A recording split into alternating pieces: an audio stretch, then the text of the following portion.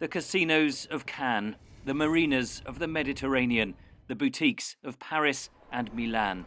Favoured destinations for the super rich to invest their money. And soon they could be off limits to corrupt officials and oligarchs accused of human rights abuses. The European Union officially signs off on so-called Magnitsky Act laws on December 10th, World Human Rights Day. It allows the EU to impose travel bans and asset freezes on human rights abusers. Financier Bill Browder, who has campaigned for similar legislation in countries around the world, says getting Europe on board is a major milestone.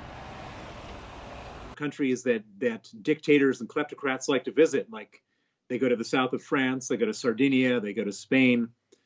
So there's something there that they really covet. And so if these laws, if the EU Magnitsky Act actually is implemented and implemented widely, I think it could have a dramatic impact on the behavior of human rights violators around the world.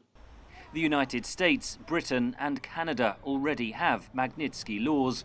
They are named after Bill Browder's lawyer, Sergei Magnitsky, who died in a Russian jail in 2009 after uncovering a $230 million tax fraud by state officials. However, the EU Act will not bear Magnitsky's name, as the Dutch government argued that no one country should feel targeted. Russia's main opposition leader, Alexei Navalny, who was poisoned earlier this year but survived, spoke to EU lawmakers via a video link. The main question we should ask ourselves, why these people poisoning, killing and fabricating election? And the answer is very, very simple: money.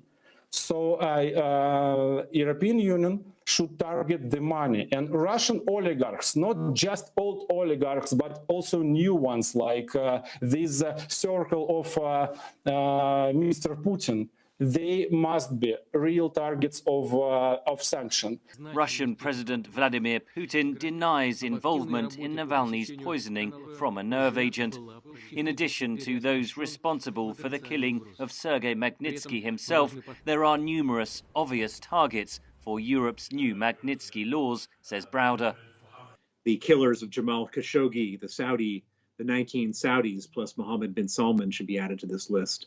The Chinese officials involved in the Uyghur genocide, the Chinese officials involved in the Hong Kong repression, the Lukashenko regime, the Burmese officials involved in the Rohingya genocide, just to name a few. Critics say it is still possible for individual EU member states to veto any measures proposed under the new law, and countries with warmer ties to the Kremlin, such as Hungary and Cyprus, could block any sanctions.